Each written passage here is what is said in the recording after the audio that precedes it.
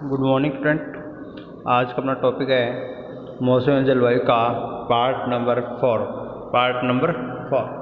ठीक है, इसमें देखेंगे अपन ये अगला पॉइंट है प्रकाश संश्लेषण की दर है जो मौसम व जलवायु को किस प्रकार से प्रभावित करती है। देखिएगा इसमें है वायुमंडल का तापमान 0.5 से 30 डिग्री सेंटीग्रेड के मध्य होता है। वायुमंडल का तापमान है जो 0.5 से 30 डिग्री सेंटीग्रेड के मध्य होता है। तब पौधों में होने वाली प्रकाश संश्लेषण की दर प्रकाश संश्लेषण की दर क्या होती है? अधिक होती है। थोड़ी 0.5 नहीं, 25 से 30 है। यहाँ पे 25 कर देना इसको, 25 से 30। ठीक है, प्रकाश संश्लेषण दर अधिक होती है। लेकिन यहाँ पे अधिकतम की बात करें, ये तो क्या हो गया, अधिक होती है। लेकिन जो पर्टिकुलर जो बीएससी में किताब चलती है उसमें क्वेश्चन पूछता है कि प्रकाश संश्लेषण की दर सर्वाधिक किस तापमान पर होती है, तो वो होती है 30 से 35 डिग्री सेंटीग्रेड पर। 30 से 35 डिग्री सेंटीग्रेड पर सर्वाधिक प्रकाश संश्लेषण की दर होती है।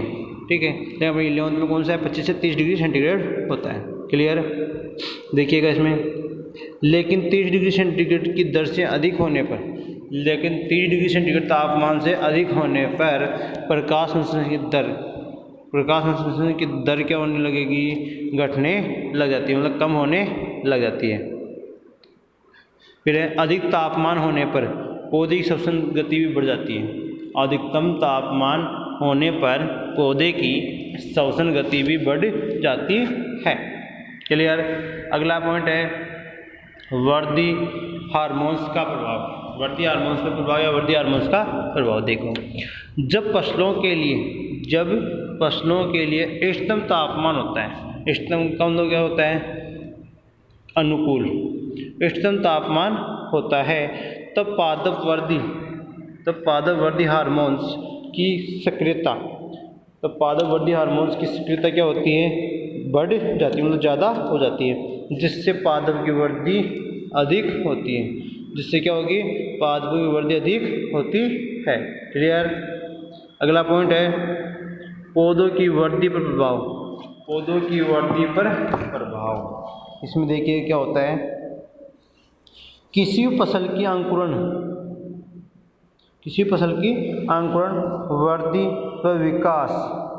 वृद्धि विकास व पुष्पन की क्रिया तापमान के ऊपर निर्भर करती है। किसके ऊपर निर्भर करती है? तापमान के ऊपर निर्भर करती है। अतः इन सभी क्रियाओं के लिए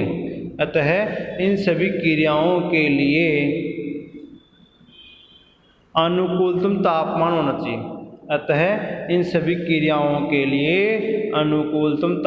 होना चाहिए। ठीक है, यदि आवश्यकता से ज़्यादा तापमान होता है तो अंकुरण वृद्धि और पुष्पन की क्रिया प्रभावित होती है। मतलब फसलों के लिए जो अनुकूल तापमान होता है उतना होगा तो वृद्धि अच्छी होगी। अगर इनसे भी ज़्यादा हो जाता है तापमान तो वो क्या है, इनकी वृद्धि, विकास, अंकुरण, पुष्पन की क्रिया सारी क्या होगी? प्रभावित होती है। ठीक है, अगला पॉइंट है कीट एवं रोगों का प्रकोप। अगला पॉइंट कौन सा है? कीट व रोगों का प्रकोप। देखिएगा, फसलों के लिए अनुकूलतम तापमान पर कीट व रोगों का प्रकोप क्या रहता है? कम रहता है। फसलों के लिए अनुकूलतम तापमान पर कीट व रोगों का प्रकोप कम होता है। क्लियर? अब टॉपिक आता है अपने वायुमंडलीय आर्द्रता। कौन सा है? वायुमंडलीय आर्द्रता। और इसमें पहला पॉइंट है निरपेक्ष आर्द्रता। पहला पॉइंट कौन सा है? निरपेक्ष आर्द्रता। देखिएगा इसमें निरपेक्ष आर्द्रता में वायुमंडल के निश्चित आयतन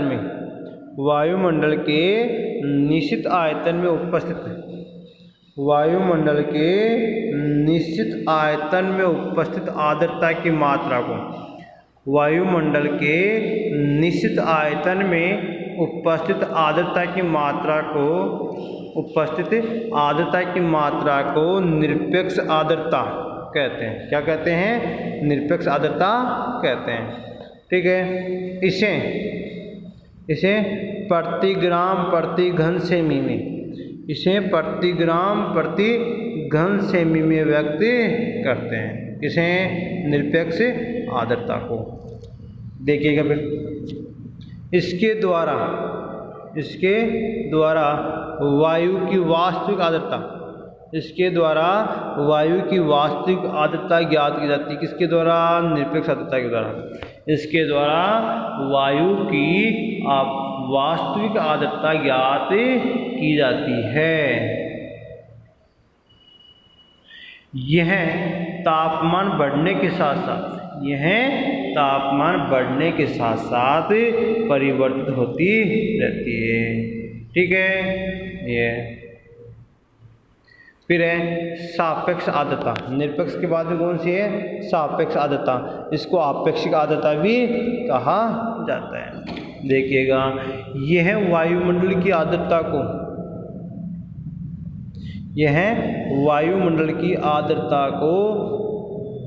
दर्शाने का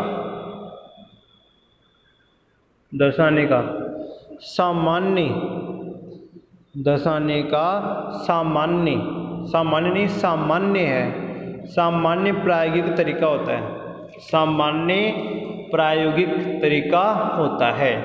किसी निश्चित तापमान पर वायुमंडल में उपस्थित आर्द्रता, किसी निश्चित तापमान पर वायुमंडल में उपस्थित आर्द्रता तथा उसी तापमान द्वारा आर्द्रता ग्रहण करने की क्षमता, के औसत को या क्षमता का औसत अनुपात, मतलब उसी तापमान द्वारा आर्द्रता ग्रहण करने का जो औसत तापमान है का अनुपात है, उससे क्या कहते हैं? आपेक्षिक आर्द्रता कहते हैं। क्या कहते हैं? आपेक्षिक आर्द्रता कहते हैं। यह फसलों के लिए व जीवों तथा प्राणियों के लिए काम में ली जाती है। फसलों के लिए, जीवों के लिए, व प्राणियों के लिए काम में ली जाती है। कौन सी? सापेक्षिक आर्द्रता। कौन सी होती है? सापेक्षिक आर्द्रता। देखो, कृषि कार्यों के लिए काम में ली जाने वाली आर्द्रता कौन सी है? आपेक्षिक आर्द्रता होती है। इसका सूत्र देखिएगा। सूत्र इसका, वायु में उपस्थित जलवाष्प की मात्रा बटा वायु की आर्द्रता ग्रहण करने की क्षमता इंटू 100। यह सापेक्षिक अथवा आपेक्षिक आर्द्रता ज्ञात करने का सूत्र होता है। ठीक है, फिर इसी आधार पर देखें, इसी आधार पर मौसम की भविष्यवाणी की जाती है। इसके आधार पर, आपेक्षिक आर्द्रता के आधार पर भविष्यवाणी की जाती है। आवश्यकता से अधिक व कम आपेक्षिक आर्द्रता होने पर, आवश्यकता से अधिक व कम आपेक्षिक आर्द्रता होने पर मानव पर विपरीत प्रभाव पड़ता है। अब आपेक्षिक आर्द्रता का फसलों पर प्रभाव। आपेक्षिक आर्द्रता का फसलों पर प्रभाव देखिएगा। इसमें प्रत्यक्ष तथा अप्रत्यक्ष रूप से फसलों में होने वाली क्रियाएं, प्रत्यक्ष तथा अप्रत्यक्ष रूप से फसलों में होने वाली क्रियाएं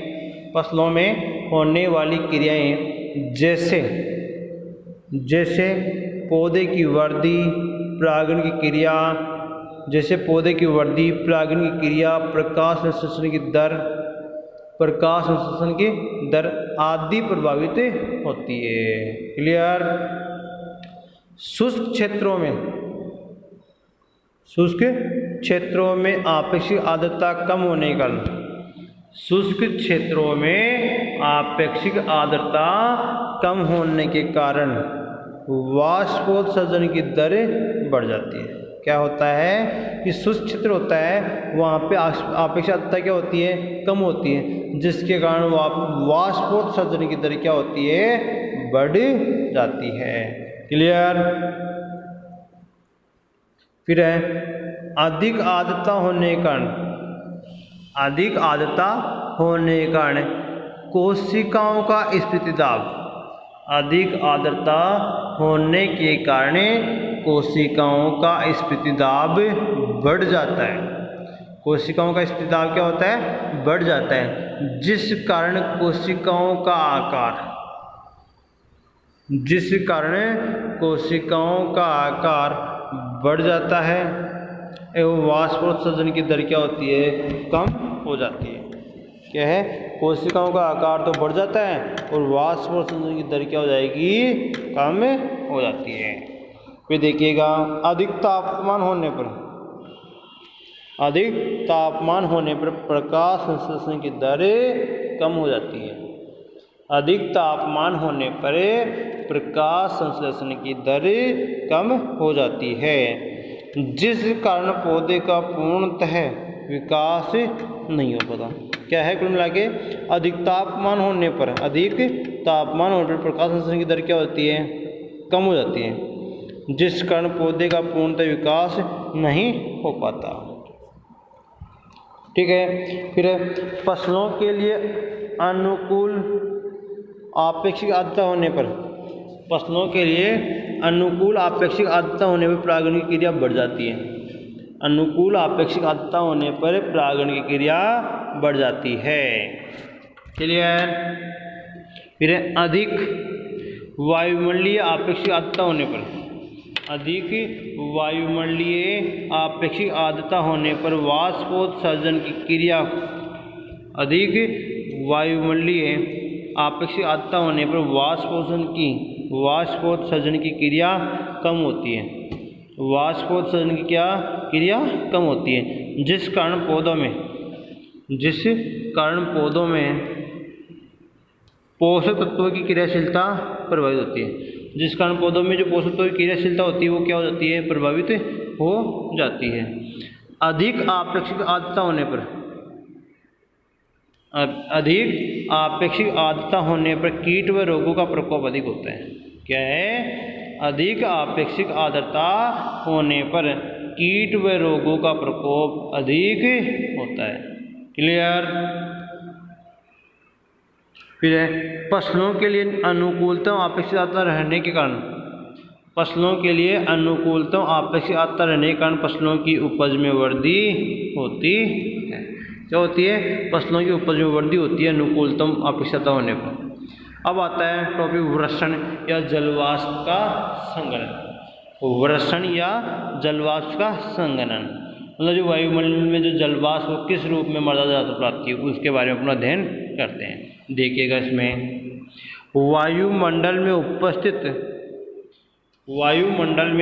उपस्थित गैसीय जलवाष्प का, वायुमंडल में उपस्थित गैसीय जलवाष्प का तरल अवस्था में, गैसीय जलवाष्प का तरल अवस्था में परिवर्तन होना, गैसीय जलवाष्प का तरल अवस्था में परिवर्तन होना संघनन कहलाता है। क्या कहलाता है, संघनन कहलाता है।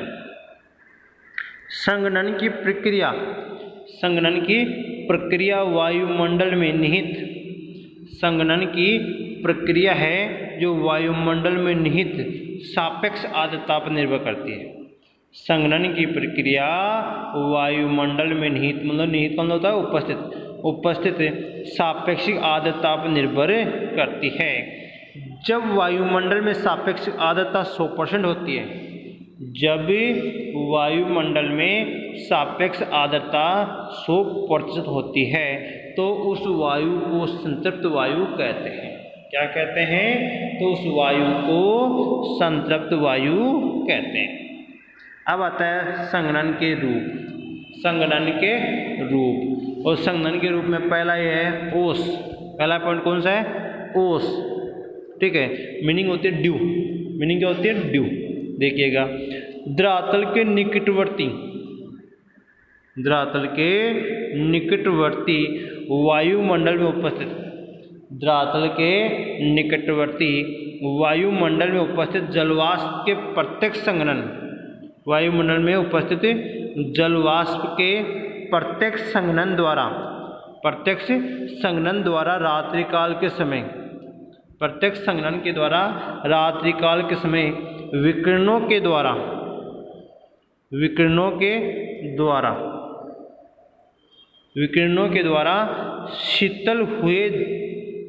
शीतल हुए धरातल पर संचित जल की बूंदें पेड़ पौधों की पत्तियों, संचित जल की बूंदें हैं जो पेड़ पौधों की पत्तियों द्वारा धरातल पर गिरती रहती है, तो उसे ओस कहते हैं। क्या कहते हैं? ओस कहते हैं। खेतों में नमी को बढ़ाने के लिए सायंकाल के समय जुताई कर देनी चाहिए, जिससे रात्रि के समय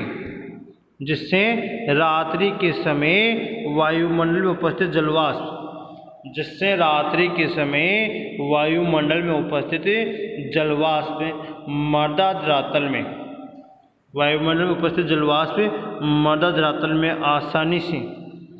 मृदा धरातल में आसानी से प्रवेश कर जाती है।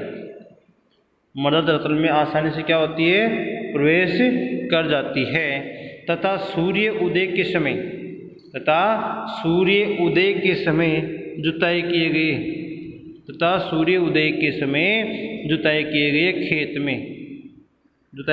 खेत में क्या कर देना चाहिए? पाटा लगाना चाहिए। पाटा लगाने से क्या होगा? जो रंध्रावकाश है, ठीक है, वो बंद हो जाएंगे, जिससे जल का वाष्पोषण नहीं हो पाएगा। ठीक है स्टूडेंट, आज के लिए आपके लिए इतना ही है। इसके आगे अपन कल पढ़ेंगे संघनन के रूप में कि कोहरा क्या होता है, धुंध क्या होता है वो। ठीक है।